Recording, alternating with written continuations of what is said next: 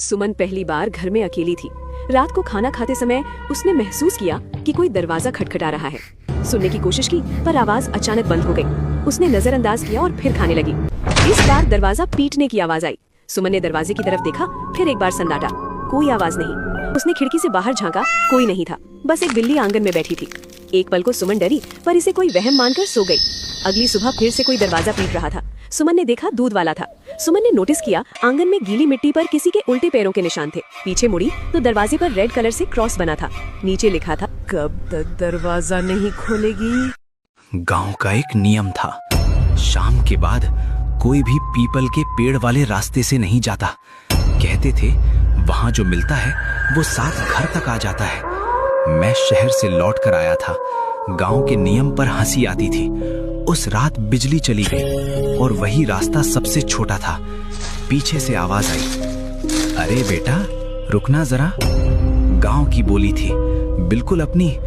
मैंने पलट कर देखा, एक बूढ़ा आदमी नंगे पांव सिर झुकाए खड़ा था।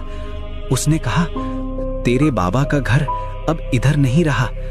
मुझे गुस्सा आया। मेरे बाबा तो 10 साल पहले गुजर चुके थे। मैं बिना बोले आगे बढ़ गया।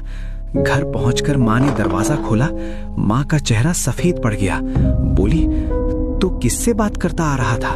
मैं बोला, किसी से नहीं। माँ ने पीछे देखा और धीरे से कहा, फिर तेरे पैर।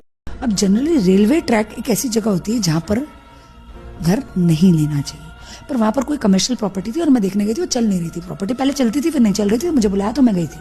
मेरे गुरुजी भी मेरे साथ थे, मेरी टीम भी पूरी मेरे साथ थी। जैसे ही बेसमेंट में एंटर किया तुरंत ही शोल्डर हैवी हो गए। तो मैंने गुरुजी को देखा, और हमारे पास तो डिवाइसेस होते हैं, हमारे पेंडुलम्स वगैरह, और हम सब देख लेते हैं एनर्जी चेक करने वाले। और एनर्जी दिखा रही थी कि यहाँ कुछ, और ठंड, और ऐसे लोगों के ना हाथ पैर भी बहुत ठंडे हो जाते, ऐसी जगहों के और ऐसे लोगों के हाथ पैर बहुत ठंडे हो जाते हैं, ठंडे रहते हैं, आपको पता। तो वह ठंड भी बहुत लग रही थी और मई जून का टाइम था सर। अब इतनी भी कोई बेसमेंट ठंडी थोड़ी हो जाएगी कि आपको ठंड लगने लग जाएगी। ठंडी रहती है बेसमेंट, इतनी नहीं होती। तो जैसे ही हमने वहाँ पर अपने सब देखा कि हाँ समझ आ गया यहाँ कुछ गड़बड़ है। जैसे ही ऊपर चढ़े तो मैंने गुरुजी को देखा, गुरुजी ने मुझे देखा। तो हमने ऐसे बोला कि हाँ, तो बोला समझे। तो वो पूरा आपका शोल्डर हैवी लगता है। तो जब नकारात्मक चीजें लोगों में घुसती है ना सर। बंगाल के एक गांव में एक अजीब रिवाज था। हर अमावस की रात घर के बाहर एक लोटा दूध रखा जाता था।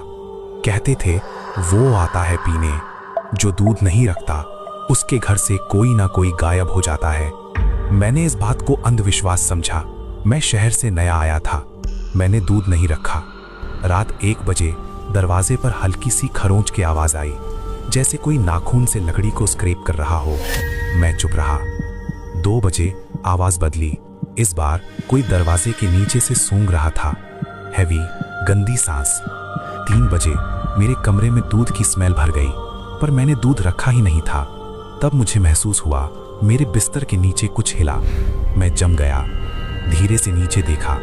अंधेरे में 2 सफेद आंखें चमक रही थीं और एक आवाज बिल्कुल बच्चे जैसी, दूध क्यों नहीं रखा? सुबह गांव वालों ने मेरे घर के बाहर दूध